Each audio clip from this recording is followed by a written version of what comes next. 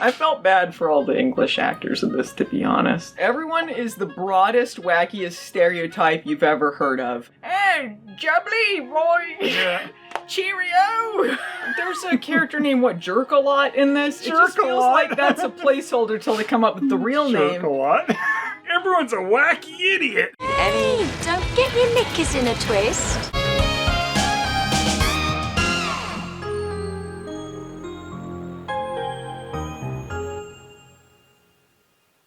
Matt, I am so sorry that we subjected you to Agent Cody Banks 2. Wally Gobshite the movie. Wally Gobshite the movie. This can go one of two ways, you little Wally. Top tiddly!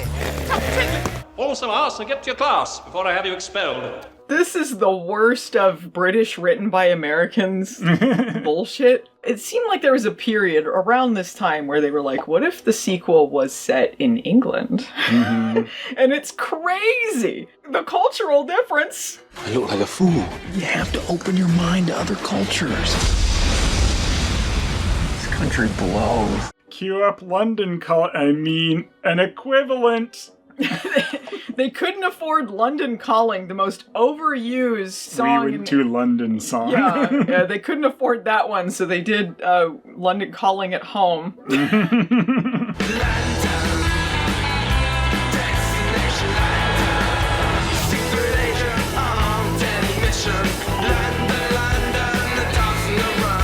Hi, I'm Wally Gobshite, heir to Matthew here, who is just in the middle of London because I happen to be in London to find the various filming locations of Agent Cody Banks 2. Because production value, baby. So Agent Cody Banks 2, this time he's in London. Destination, London. No. Is that the summary of the plot? This time he's pretty much the only sane man in the room of a bunch of idiots. And if there's any reason to call Agent Cody Banks 1 grounded, this is it. Yeah, the main conceit of that movie is, the young agent, but for the most part, there's some silly things, but it's sort of a grounded world around him. Yeah, it's just what if an agent happened to be a teenager? But then this one, it's like, everyone's a wacky idiot! Everyone is the broadest, wackiest stereotype you've ever heard of. I don't know why this wasn't the one with the apology in the DVD. Sorry, for all of that. Yeah, sorry for everything. Pick what you're offended by. Sorry about that. Cody Banks' main deal, too, being this kid agent, is barely a thing anymore. Frankie Muniz was 19 when they shot this one. Okay, so canonically he's supposed to be 16. He mentions that he's 16 at this time. I've been following the stock market like a hawk. Stock market? Are you 16 or 60? Alex, little rascal. You're 14.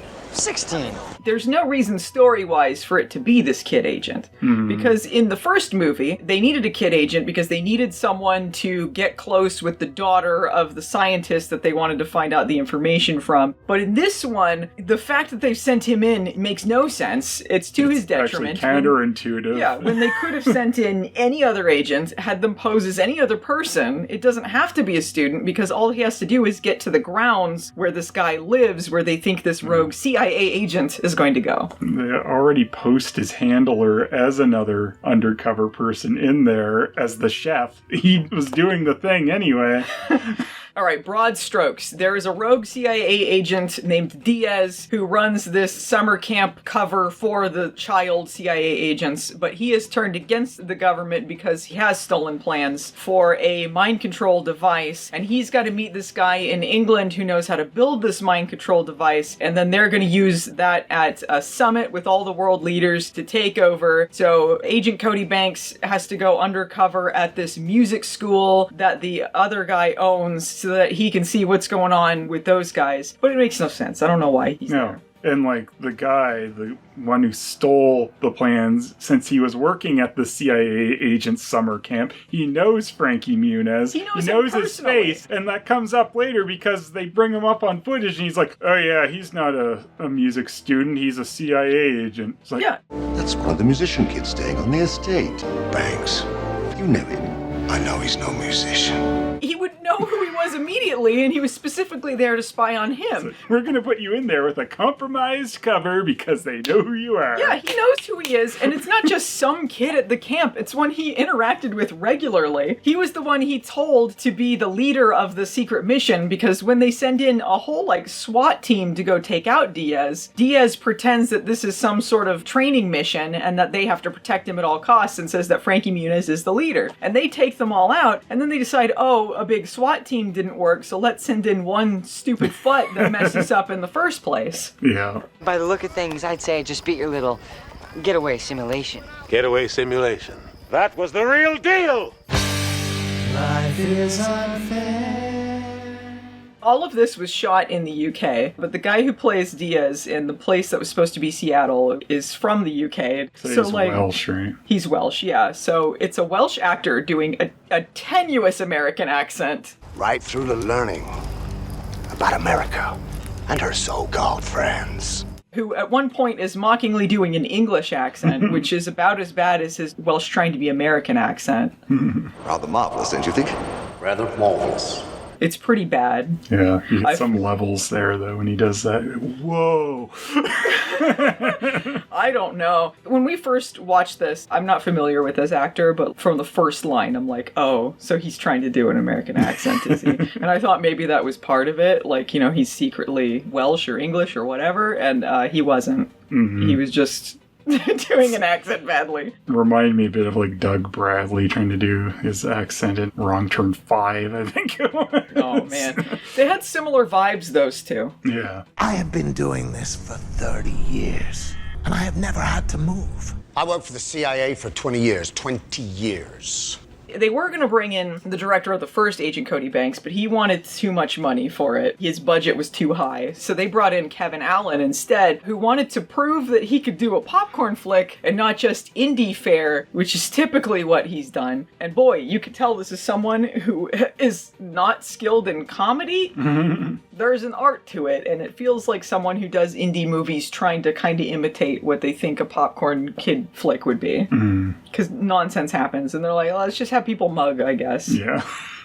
Sorry to interrupt again in a place that is clearly London, but I have to bring up the fact that this film is absolutely filled with Allens. It's directed by Kevin Allen, who then promptly miscast his own brother Keith to play a villain named Victor Diaz, and then he also cast his nephew in one of his very first prominent roles to play one of the kids at the Music Academy. In fact, given it's set at a musical academy, I'm surprised they didn't cast Lily Allen to complete the Nepo feast. This movie, it tries so hard to be funny, but it's working for laughs that will never come. I'll tell you the one thing I laughed at, and that's the Beanie Babies bit. Yeah, and even then, they kind of ruined it with the punchline. Ruined it, yeah. The better punchline is just you leave it where it was. Yeah. He's like, wow, the CIA had something to do with Beanie Babies? He's like, these are no ordinary Beanie Babies. Watch this. Maybe they are ordinary Beanie Babies. Anyway. Are you telling me that the CIA was behind Beanie Babies? But be careful. These are no ordinary Beanie Babies. Maybe they are ordinary Beanie Babies. Come on. I guess he thought they would do what it did at the end and come to life and attack him. Mm-hmm. It's supposed to be some kind of clap-activated something or other. Yeah, clap activated attack your face, I guess. But just that one. The other Beanie Babies were sleeper agents. They didn't. That wasn't their code. They didn't work anymore. I'm partial to the Beanie Babies, and once you see them, you'll know why.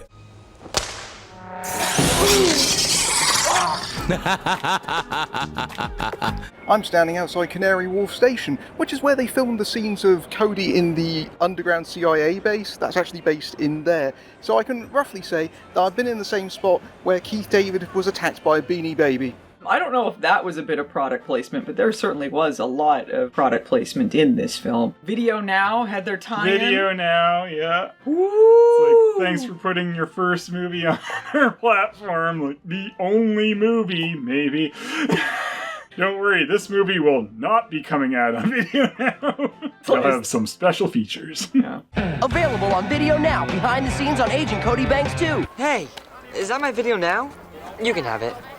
Really?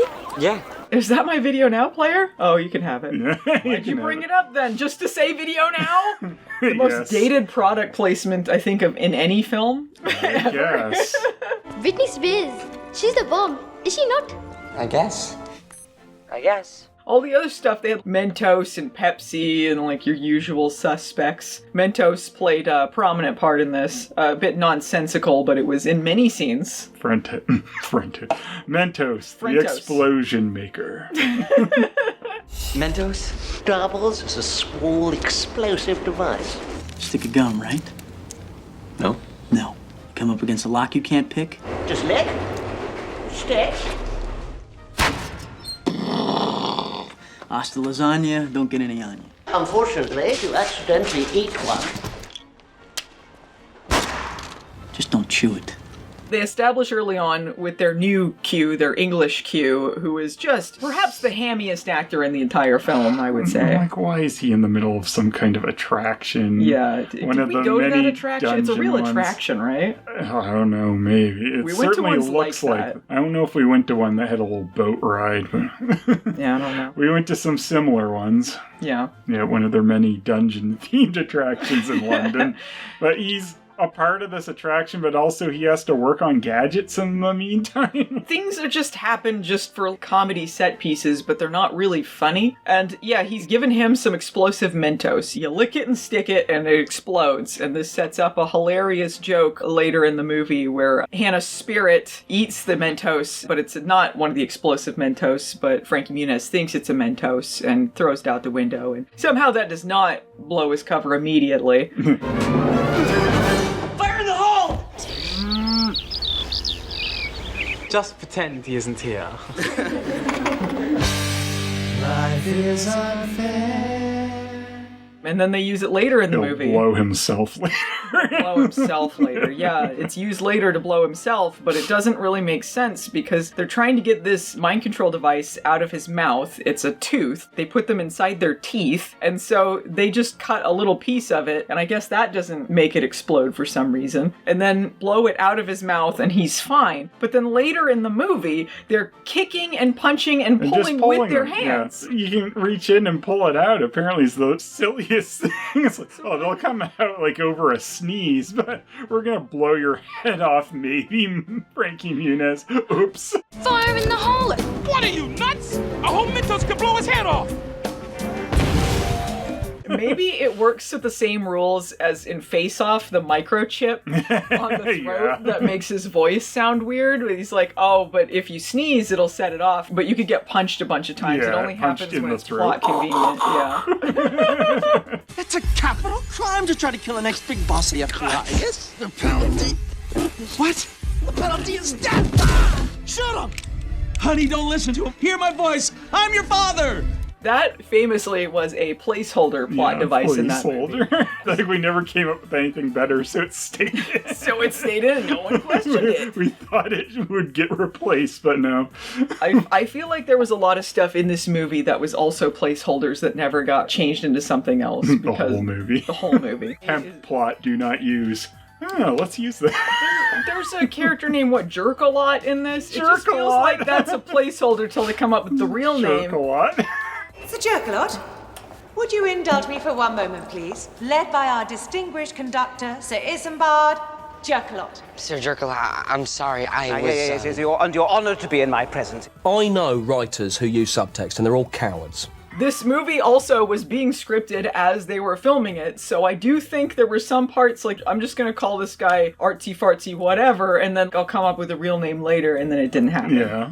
Jerk-a-lot. Jerk-a-lot. How could this happen from the writer of Under Wraps, the famous Disney DTV movie? Close to like jerking off or something. Jerking off. Jerk-a-lot. This is the material you're working with here. If you thought anything was embarrassing in the first movie, wait till you see Agent Cody Banks 2. Actually, don't see Agent Cody Banks 2. Wait till you see that. He's an adult now. Cody is grown up since his last mission. He's now very adult and has really matured and doesn't want to be a kid anymore. Cody now is completely changed. He's very comfortable, not very kid-like anymore. He's gonna learn. Life is unfair. Life's still unfair. Life's still unfair. And Cody Banks 3 comes out. Whoa, look at him. Like, I'm just a normal agent now, guys. He's still living at home, hiding it from his parents. Yeah. Daniel Roebuck hiding in the closet. He's in the closet with a video now. Oh, I'm getting everything. It's like, you can't record with that, dummy. No, I know how to record a video now. For some reason, he's dressed as Jay Leno. Yeah. No one knows why. Hey, Cody, I'm going to come out and do the monologue. This sucks, Dad. I think he's been at summer camp for these decades. I guess. Are you mad at me and Dad? I guess. Are you gonna stay in here all night? I guess. Just had that the whole time. I guess. Yeah, we didn't mention that in the last video. Yeah, in the last video now. In the last video now. Yeah, watch the last review on video now. Video now. That's the only way we're releasing it physically. Yeah, they had the bit where he goes, I guess, and his brother is covering for him. Yeah, but they do a bit of retconning in this one. Yeah, it's so weird because his brother's involved with the plot at that point. He's seen all the gadgets, so he knows his brother's a CIA agent. Then in this one, he's just like, he's crazy. He thinks he's a CIA agent. Crazy, yeah. He's a whack job. Will you stop calling your brother a whack job? He thinks he's in the CIA. Yeah, right. If he was meant to be covering for him again, it doesn't really come off that way. It just seems like, we didn't know what else to do with the brother, so actually he doesn't believe him. Don't worry. We don't want him involved. We don't want him involved. I guess. You just gonna keep saying that to me? I guess. Are you gonna disobey us again and stay out past your curfew? I guess. Oh, I'm just kidding. Good night. I guess. Other people that did not want to be involved in this film, Hilary Duff, did not return for this. They did ask her, but she was doing Cinderella's story, and she decided on that. After the whole snafu, finagling her way into this role in the first one that Frankie Muniz did not want. Her mother did, yes. Yeah. She can't be blamed, I guess, for her stage mom. But anyway, she didn't want to come back for this. I don't know if Angie Harmon was asked, but maybe they thought it would just be funnier with this other handler. They were wrong, of course. He's so wacky. It makes so much sense that he's a thing. Yeah, they bring in this new guy, Derek. What was his last name? Was it Bowman? I don't know. Whatever. Derek Bowman. I'm your handler. I don't need a handler. I don't need a white mini-me, but here we are. Anthony Anderson is funny in other projects, not in this movie. I don't understand his character at all. He is the new handler for Cody, but he is resentful of this because this is apparently a punishment assignment. So basically you just roam around London as completely free agent. Sounds to me like you've been dropped off the map. I screwed up on another mission and they send me to this little backwater to teach me a lesson, all right?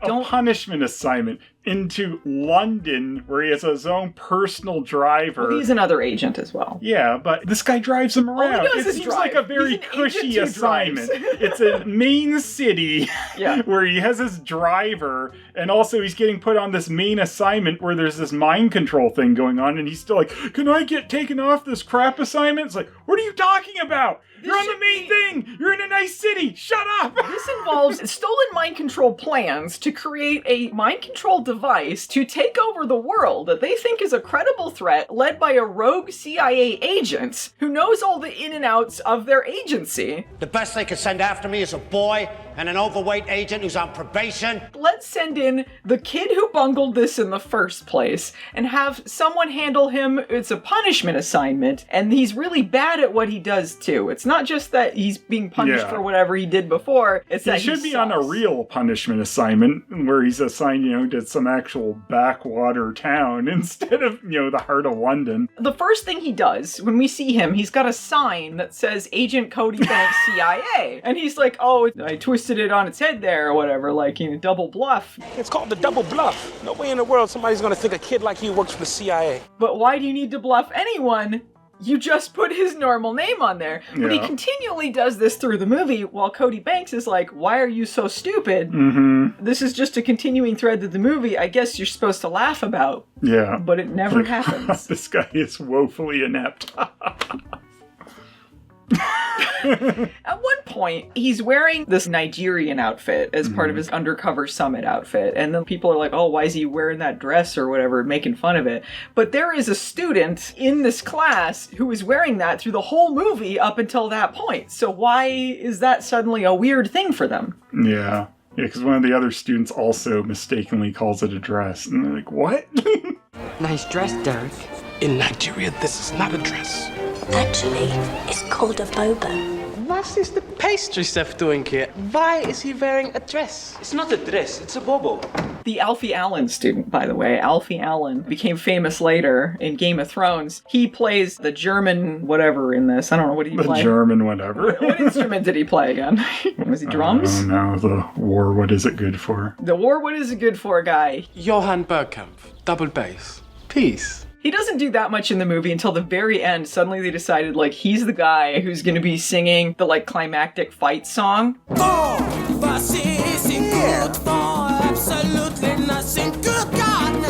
Which pretty they good. licensed that one. They licensed that. They licensed Walkie Talkie Man. There's some other ones in there too, but mostly classical music. And I guess they were like, we can't afford London Calling. But it's been in so many movies. I just feel like it can't be that expensive to license. Yeah.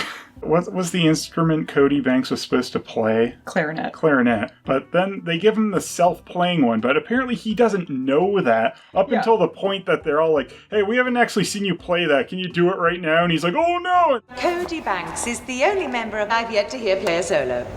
Okay, I have to remember something.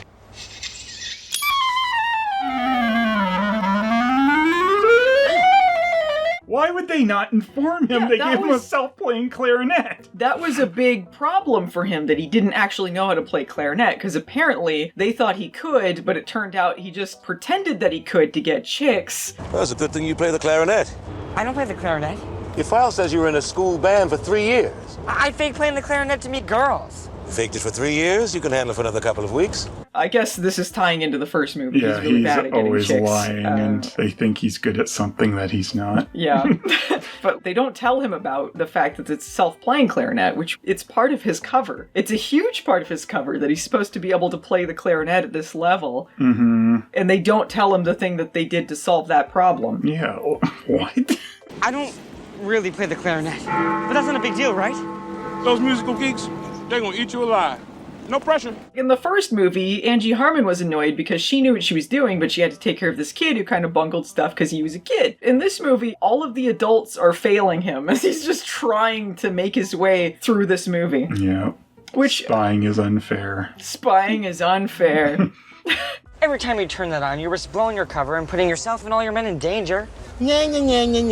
You're too darn old, man. Act like a kid.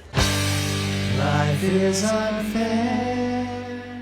All these students in this class, everyone is a stereotype of whatever country they're supposed to be from, which I guess fits in with the people from London who are also stereotypes of London. Awful. Awful. They're a bunch of Wally gobshites. A bunch of Wally gobshites. Out Wally at one point. He does get called a Wally. The legend of Wally Gobshite continued. I'm your worst nightmare.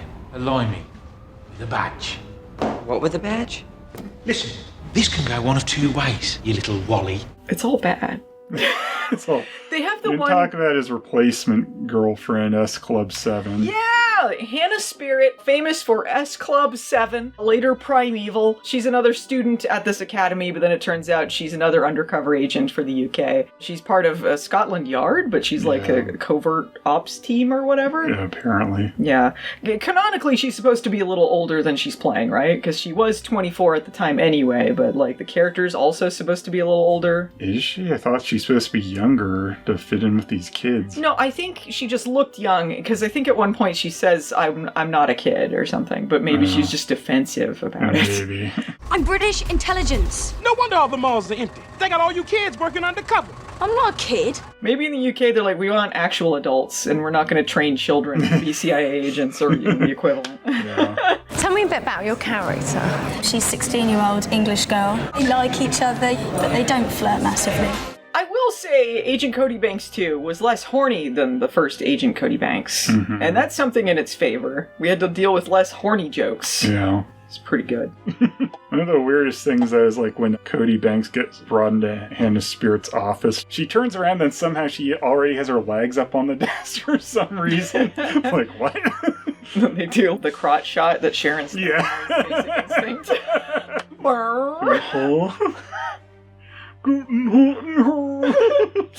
That's the thing. They needed more horny to go to the original flavor of the first one. Then it would be a good movie. I don't need any. Don't get your knickers in a twist. And my knickers are not in a twist. I don't know. I guess she's an acting improvement from Hilary Duff. I don't know. But her character is not as brutal as Hilary Duff's character was. Mm-hmm. She didn't melt a guy. No, she needed to get on that level. But she's kind of dumb. She sneaks up on the Dr. Mangala guy. The Dr. Mangala guy. The like kooky scientist guy that they have controlling. They have another kooky scientist. If the good kooky scientist wasn't enough for you, they have a bad one as well. Yeah, they have a bad kooky scientist. And she sneaks up on him while he's using this mind control device. For some reason, it's nonsensically become a video game just for this one scene. Just makes these 3D graphics out of nowhere of Cody Banks and Anthony Anderson fighting, and it's in a boxing ring for no reason. Yeah, but then he compares him to The Rock, which is not, he's not a boxer. Yeah. They had you under mind control. You thought you were The Rock.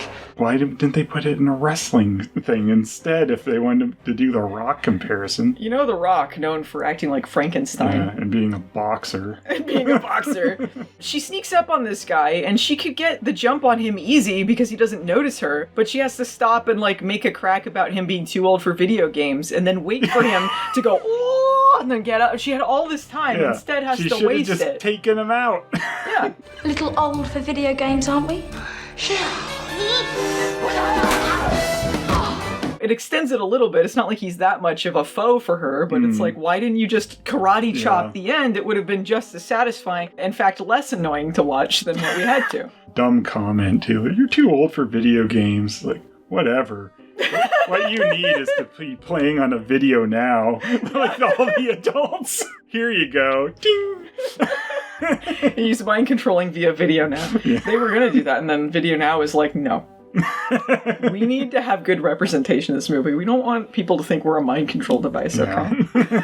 Hey, you can join me on tour and on the road with my exclusive VideoNow XP disc. Buy VideoNow, melt people with ice cubes. Are you ready for the experience?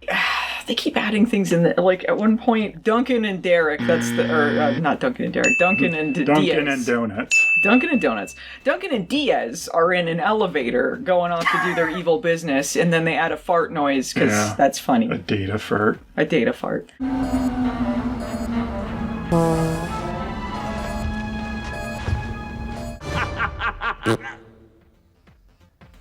I'm sorry, Master of Disguise did it better. They mastered the art of the fart joke. This film just thinks called you can... Master of Farts. Yeah, this film thinks you can just throw a fart joke in there and all willy-nilly, and it's fine, and it's not. Because Duncan was the other bad guy. Duncan. I guess goals shifted at one point because he wanted the mind control to make them make a big statue of himself. Well, he wants to control he wants to control the world, so I think it just ties in. Then he's just like, make me the Minister of Finance or something. I mean, with money, then you can make a statue of yourself, you know. How about making me Director of the Royal Mint? Consider it done. I'd like to propose a toast to Lord Duncan Kenworth, the new director of the Royal Mint. It's all part of that. Mm-hmm. It's weird how the mind control works. Sometimes you're like a Frankenstein robot, and other times you're just like, yes, he's the new Minister of Finance. Like, yeah, well, I mean, I guess they can get them to say whatever they want. It's just with... Why couldn't they get Anthony Anderson to I think they just wanted him to fight him. I think that... I think they just needed him Cody to be Banks die. Yeah. It's just what happens when you don't input dialogue. Yeah. They go, arr. It probably would have been funnier if he just acted normal and then pushed him off the side of the railing, and then the movie would be over. This felt much longer than the first one, even though they're comparably pretty much the same. Mm-hmm. So yeah, really started dragging. Your Majesty, put your clothes back on. Now we're even. At one point, they're controlling Cody, and then they have him sit down at the breakfast table with everyone, and they want him to call Keith David, who is also coming to town for the summit, so that they can get a hold of him and put a mind control device on him. So they have him make the call in the middle of breakfast and just say, I need to call the director, boo, boo, boo, here's our secret CIA meeting, whatever, in front of everyone. I need to call the director. The director? Conductor. Isn't that right, Mr. Banks? But he definitely said director. This should have blown the cover, but it doesn't. It doesn't make sense for him to be doing it there for the bad guy's sake. It doesn't make sense for him to be doing it for the good guy's sake. Anthony Anderson is there like, oh, he didn't say director, he said something else, and he's trying to cover for him. He's making bad covers, but yeah, like you said, he should have contacted Keith David after that. Yeah. Well, it's like after he covers for the director thing, it's like he's not paying attention through the rest of the scene, because then he more blatantly just calls him on the phone, sets up this covert meeting with him, saying all of this stuff, and then starts a food fight, and then nothing comes of that, which seems like that would be even worse. So what was he doing? Sleeping on the job. Mm-hmm. Makes no sense. That's why you try and blow Cody Banks' head off. Yeah. Oh, I'm fine. Just a minor explosion in my head. Ow. You okay? My brain hurts. You imagine having a tooth exploded. He acts absolutely fine after this happens. You'd be like, oh! Yeah, he's ready for the big fight scenes with Diaz. They had a hilarious nut shot in the middle of it, you know, so you keep the kids laughing. Good stuff. And then he says, write that on your lunchbox. Remember, trust equals death. Now you go write that in your lunchbox, Banks. Go and write that on your lunchbox. Both the villains, too, just get arrested in this. No melting. Like, it's so They just get arrested, and then you get one raspberry, and that's the conclusion. Yeah. And his wife is glad he got arrested, because at one point he's like, I'm leaving you after he gets appointed Minister of Finance, but then they still sit together for the concert. Yeah, that's they're weird. keeping up appearances, I guess. I guess so. I don't know. He was too blatant about it. He needed to keep his cool a little bit longer. He probably should have kept it, wait until the damn party was over, so they didn't have to sit there awkwardly the whole time. But I guess nothing really happened. It's not like she betrayed him and then it undid him or something. Yeah, you'd think that would have happened. You thought, yeah, it seemed like something was going to happen with her because she was so prominent, but I guess she didn't know anything about his plans or anything. Yeah. She was just an innocent bystander. Yeah, one way or another, she's going to do something, but no. No. Is that my husband they're leading away? Oh, how absolutely marvelous. What else did I write a note about? I just want to make sure I don't forget anything. I did write some notes this time. Isn't that great? Amazing. That is all my notes. Oh, they made a dog play a piano. Oh, the butler, the guy, though, he was an agent. They made a dog play a piano. Yeah.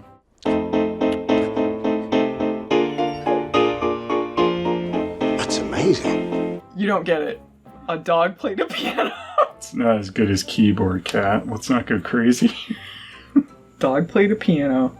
How many movies does a dog play a piano in? No, Beethoven. I don't think Beethoven. But you know what? I had to think for a second. I'm like, did they write that joke into one of them? I bet it did in one of them. Like one of the sequels where they stopped caring as much. They got really meta. Yeah. He could play the piano. He's turning into the real Beethoven. And the dog's like transforming through the whole movie. He'll tell us what he wants to be called. Beethoven. It was kind of amusing when Frankie Muniz told him about the dog playing piano, and then Anthony Anderson is like, well, is he any good? Yeah. But then again, like, the punchline was like, a little less funny. Yeah. His dog was playing the piano. Was any good? It's not bad for a dog, man. Now, I'm not gonna rush out by the CD, but you know, hey. They just do a little too much. It's like, just leave it on that. Yeah. Okay. I get the dog piano CD. Then Hannah Spearritt comes in and she's like, ain't no party like an S Club party! Embarrassing! Embarrassing! I don't know, any given episode of S Club 7 is probably worse than this, but I guess more entertaining in a bad way. This falls into the trap of the sequel that's more mediocre than, like, funny bad, so it's like you're waiting for it to be over. Yeah. And our misery, please. The classic Garfield Tale of Two Kitties syndrome, where you're like, it's not good enough to be good, it's not bad enough to be... That one's pretty bad, though. It's bad, but is it as funny bad as the first one? It could be more funny bad. I feel like they were trying too hard, but not enough. It's squarely in the needed middle. more things to happen, that's for sure. That's one of its big faults, is because it just dinks around the house forever with the farm animals. Yeah. Odie, no, don't do the ugly American thing. The British are coming, the British are coming. I felt bad for all the English actors in this, to be honest. This is the kind of stuff they got thrown for Hollywood productions. Like, hey, jubbly, boy! Yeah. Cheerio! I think someone does say jubbly bubbly at one point. Ladies and gentlemen, chocolate surprise. That's colourful. Lovely jubbly. Delicious. One of the first things he does once he gets to London, he goes to the Coca-Cola Eye of London. Why did they do that other than to be like, hey, well, they have to show off the land. Yeah, that's the only thing. There's no reason, though, for them to do this as agents. Hey, let's go talk about your mission briefing in the Eye of London. Yeah, let's go to the major landmarks here, and then we'll talk about our secret mission. But, I mean, I guess that goes with the stupidity of also their base of operations is within an attraction in a dungeon thing. Yeah. So they're idiots. It's not funny enough for you to not think about how little sense any of it makes. I'm not willing to suspend my disbelief for this one. So I'm in front of the London Eye. And yeah, as you can see, it's a really inconspicuous spot for a spy meeting, as you can tell by all the people rushing past me. Also, Phelan, it hasn't been called the Coca-Cola London Eye in like a decade, almost. You're a bit out of date. Anything else about this movie you'd like to discuss, Phelan? It's a mistake. It's a mistake. It's not good. Dude, that did not at all suck. In fact, it was really rather good. A third one could really fix everything. Really fix it. What happened to Arnold Vosloo? He promised that he would be back, and he wasn't. They were clearly setting up something with him that I think would have been a better payoff. Afterwards, he came by in a boat and he lost his girlfriend, Hilary Duff. She jumped over to his boat. He's like, think of the age difference now! I'm going to get S Club 7 because of this. Life is unfair. Nothing in this was as good as Agent Cody Banks. Just watch that one if you want to see any Agent Cody Banks. But if they're going to make an Agent Cody Banks 3, we'll be watching. Till then, boredom calling. I'm on a train, heading home. Are we on a mission here or a vacation?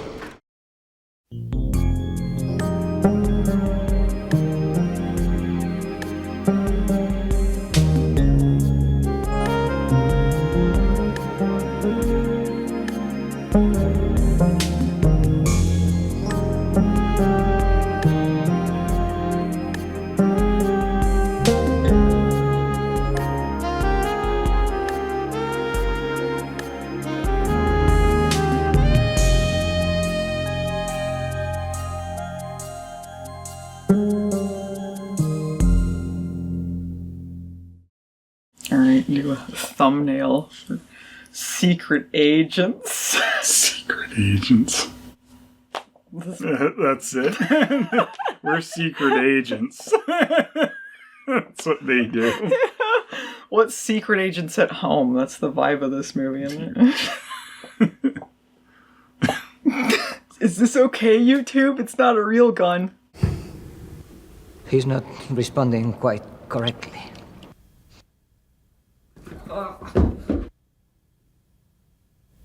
Okay.